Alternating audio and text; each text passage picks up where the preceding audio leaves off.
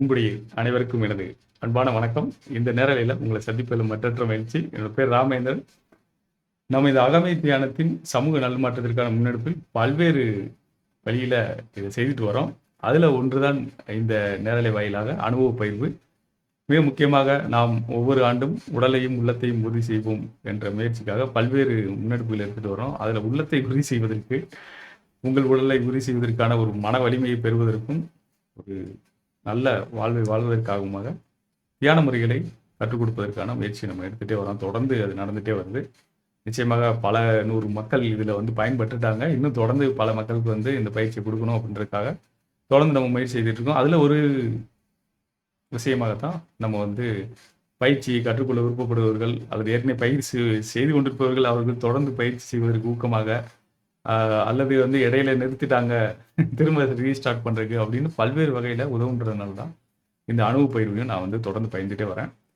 இதில் மிக முக்கியமான விஷயமாக நான் வந்து இதுவரைக்கும் கொஞ்சம் தியானத்தை பற்றி மட்டும் சொல்லிகிட்டே வந்தோம். தியான வகுப்புகளில் பலரும் கலந்து கொள்வதனால பல்வேறு வகையில் நான் வந்து உங்களுக்கு கருத்துக்களை பகிர்ந்து கொண்டே வருவதனால அதில் இப்போ வந்து உடலை உறுதி செய்வோம் 2 இலக்கையும் ஒரு ஆண்டுக்கு எப்படி நம்ம வந்து அதை பயன்படுத்திட்டு வரோம், எப்படி அதை செயல்படுத்திட்டு வரோம் அப்படின்றத சுருக்கமாக சொல்லிட்டு சில கேள்விகளுக்கு அப்படி பதில் சொல்லிட்டு அப்படியே நம்ம ஒவ்வொரு வாரமும் அனுபவ பயிர்வை நிறைவு செய்யலாம்னு நினைக்கிறேன். ஏன்னா இப்போ நிறைய கேள்விகள், 100கணக்கான கேள்விகள் வந்துருச்சு. அதுக்கு கேள்விகளுக்கான பதில் சொல்வதற்கான நேரத்தை தனியாக ஒதுக்கணும்னு நினைக்கிறேன். முதல் கட்டமாக என்னுடைய இந்த வார பயிற்சி எப்படி இருந்துச்சு, ஒரு பயிற்சி வகுப்புகளில் நடந்த சில விஷயங்களோட நான் வந்து முதல் கட்டமாக அதை பகிர்ந்துக்கிறேன். இந்த வாரம் நம்ம ஒவ்வொரு வாரமும் நான் சொல்லியிருக்கேன், இந்த ஆண்டோட என்னோட இலக்கு வந்து சூரிய வணக்கம் வந்து தினமும் 100 அப்படின்ற கணக்கு வச்சு 36,500 பண்ணணும். அதே போல் கயிறு தவுது ஸ்கிப்பிங் வந்து 36,500 பண்ணணும். இதோட சேர்த்து தியானம் வந்து தினசரி வந்து 60 நிமிடம். எனக்கு மட்டும் தனிப்பட்ட முறையில் பயிற்சி வகுப்புகள் அதெல்லாம் கணக்கில் வராது, என்னோட கணக்கில் வராது. ஏன்னா அப்போ நான் வந்து பயிற்சியும் கொடுக்கணும், அதோட சேர்த்து அவங்க பயிற்சி செய்கிறவங்களையும் கவனத்தில் வச்சுக்கணும் அப்படின்றதுனால அப்பொழுது நான் பயிற்சி செய்வது வந்து பயிற்சி கணக்கில் வராது அப்படின்னு வச்சிடறோம். ஸோ இதில் வந்து என்ன ஆயிருக்கு அப்படின்றத நான் கூட பயந்துக்கிறேன். இப்போதைக்கு பார்த்தீங்கன்னாலே எனக்கு தெரியும், தினசரி நம்ம வந்து டேட்டாவை வந்து அப்படியே கேப்சர் பண்ணிட்டு வந்துடும். கிராப் அப்படியே ஒவ்வொரு நாளும் பதிவு செய்து சிம்பிளான எக்ஸலில் தான் அப்படியே நம்ம அதை பதிவிட்டு அதை வந்து முழுவதுமாக இணைத்து வைத்துக் கொள்கிறோம். இதில் முதல் விஷயம் நம்ம சூரிய வணக்கம்.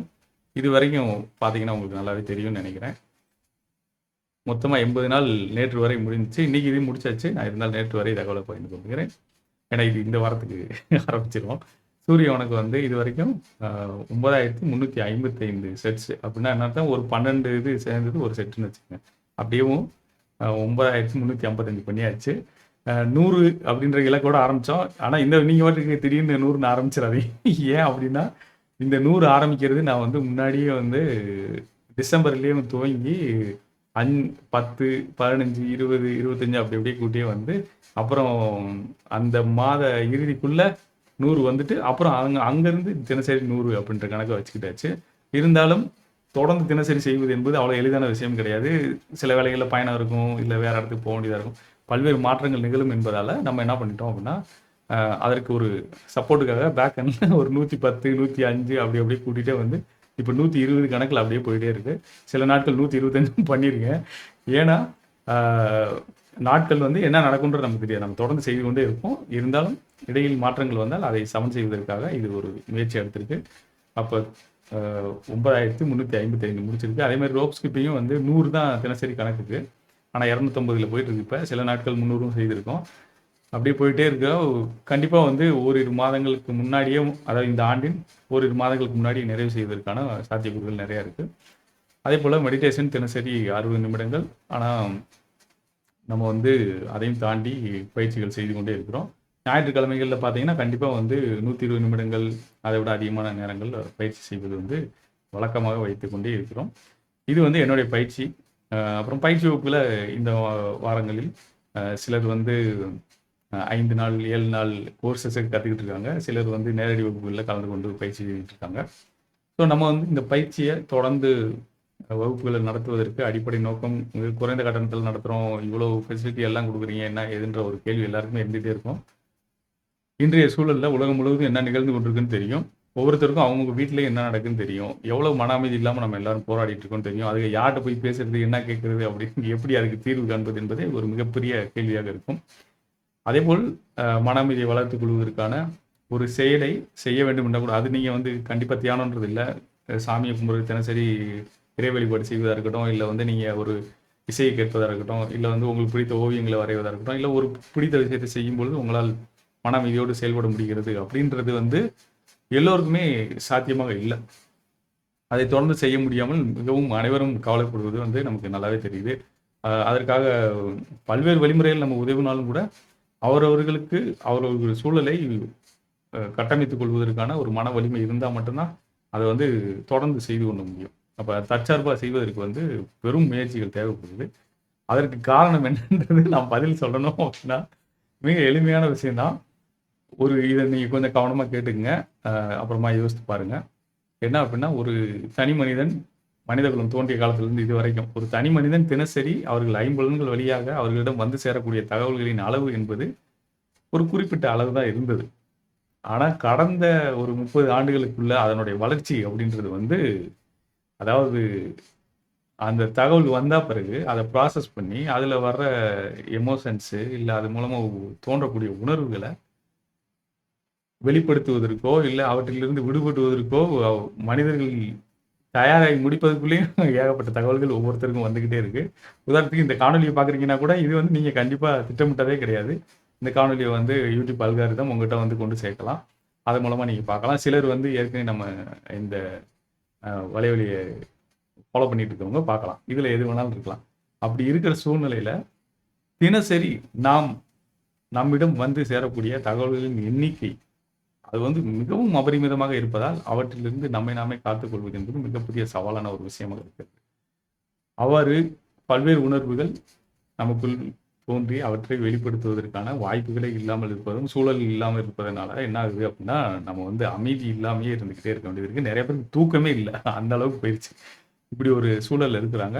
இந்த காலகட்டத்தில தான் நிச்சயமாக தியான முறைகள் மிகப்பெரிய அளவுல உதவிகரமா இருக்கும். நான் ஏற்கனவே வந்து அதாவது நேர நெருக்கடி உள்ளவர்கள் கூட பயிற்சி செய்வதற்கு தேவையான சில விஷயங்கள் நான் பகிர்ந்திருக்கேன்.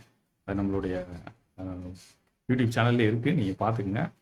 இந்த சமயத்தில ஒரு முக்கியமான சவால், போன வாரம் அந்த தொடர்ந்த சவாலில் அடிப்படையாக ஒரு முக்கியமான சவாலையும் திரும்ப நான் சொல்லிடுறேன்.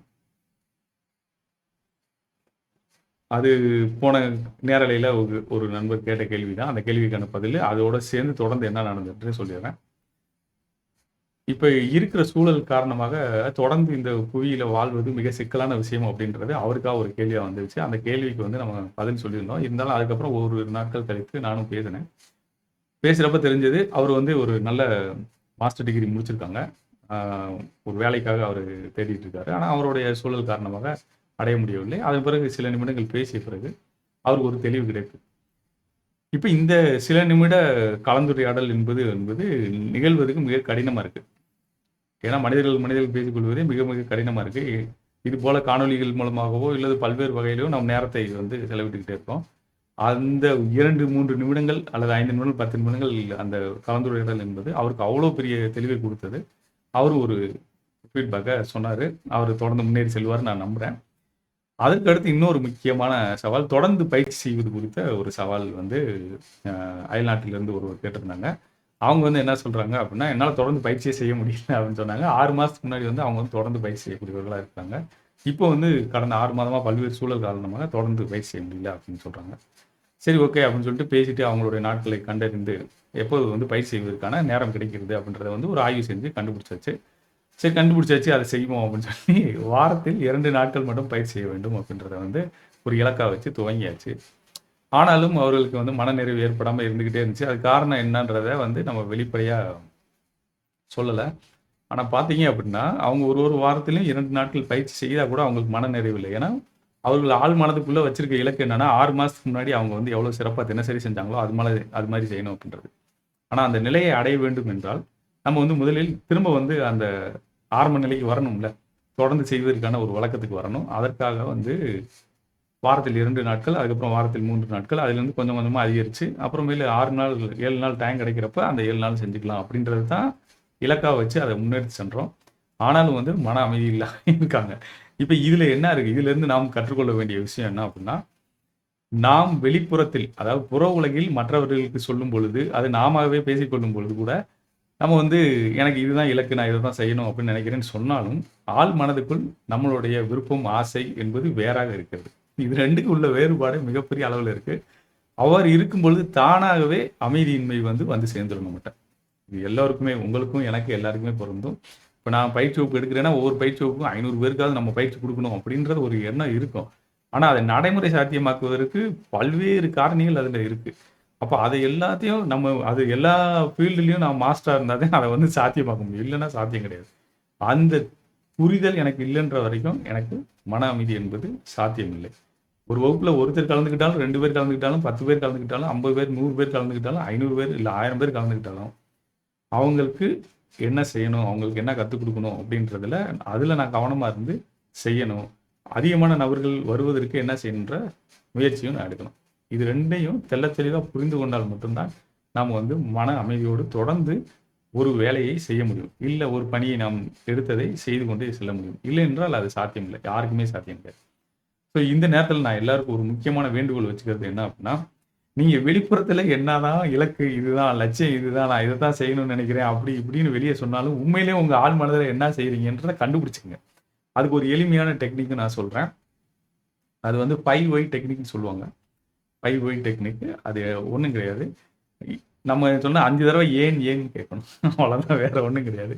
ஏன் அப்படின்றத மட்டும் கேட்கணும் நீங்க. அப்போ ஒரு விஷயத்த நீங்க செய்யணும்னு நினைக்கிறீங்க. இதுதான் உங்களுடைய இலக்கு அப்படின்னு எழுதியிருக்கீங்க அப்படின்னா, ஏன் என்று ஒரு முறை கேள்வி எழுங்கள். அதற்கு ஒரு பதில் வரும். அந்த பதிலுக்கும் ஒரு ஏன் என்று ஒரு கேள்வி எழுங்க. அதுக்கு ஒரு பதில் வரும்.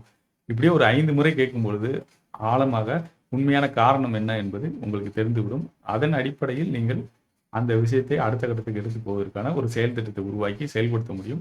அங்கு வந்து உங்களுக்கு அதாவது நீங்க வெளிய சொல்லக்கூடியதற்கும், உங்கள் ஆழ் மனதில இருக்கக்கூடிய இலக்குக்கும் இடைப்பட்ட வேறுபாடு என்பது மிகப்பெரிய அளவுல குறைந்திருக்கும். ஆகையால் நீங்கள் சிக்கல்கள் அற்ற அதாவது சிந்திப்பதற்கும், பேசுவதற்கும், செயல்பாட்டுக்கும் இடையில மிகப்பெரிய வேறுபாடு இருந்தா எப்பவுமே நிம்மதி இருக்காது.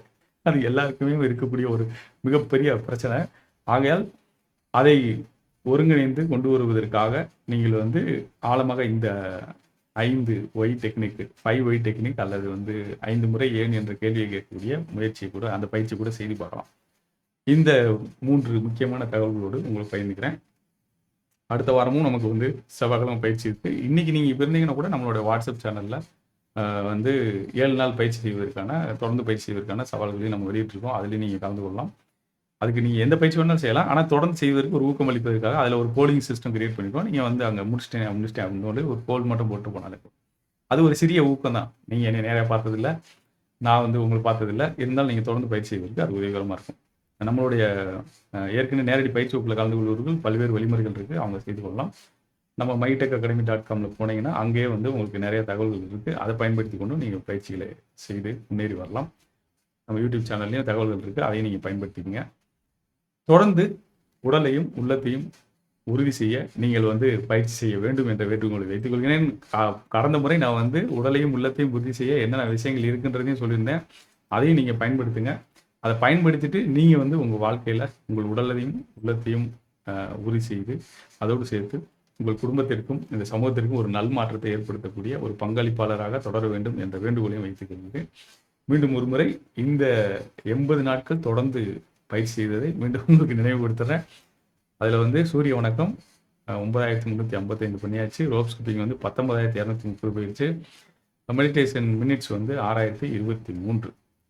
இது வந்து என்னுடைய இலக்குகள், பயிற்சியுடைய முயற்சியா போயிட்டு இருக்கு.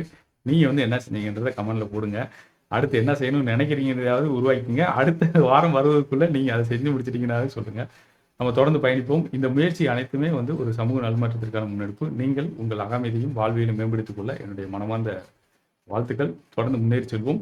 நாம் இன்று வரை நாம் செய்யக்கூடிய அனைத்து செயல்களிலும் சிறந்து விளங்குவதற்காக அறிவையும் அனுபவத்தையும் நம்மிடம் கொண்டு வந்து சேர்த்த அனைத்து முன்னோர்களுக்கும் என்னுடைய மனமார்ந்த நன்றிகளை தெரிவித்துக் கொள்கிறேன். அது சிறு குழந்தைகளிலிருந்து பெரியவங்க வரை இன்னைக்கும் கூட நம்மகிட்ட அவங்களுடைய அறிவையும் அனுபவத்தையும் பகிர்ந்து கொண்டே இருக்கிறார்கள். அதன் மூலமாக நாம் ஒவ்வொரு நாளும் நம்மளுடைய வாழ்வை முன்னெடுத்து செல்ல முடிகிறது. அறிவையும் அனுபவத்தையும் தொடர்ந்து பகிர்ந்து கொள்ளக்கூடிய அனைவருக்குமே என்னுடைய மனமார்ந்த நன்றிகள். நாம் அடுத்தடுத்த காணொலிகளில் சந்திப்போம், பயிற்சி வகுப்புகளில் சந்திப்போம். நீங்கள் உங்கள் அகமைதியும் வாழ்வையும் மேம்படுத்திக் கொள்ள மீண்டும் என்னுடைய மனமார்ந்த வாழ்த்துக்கள். வணக்கம்.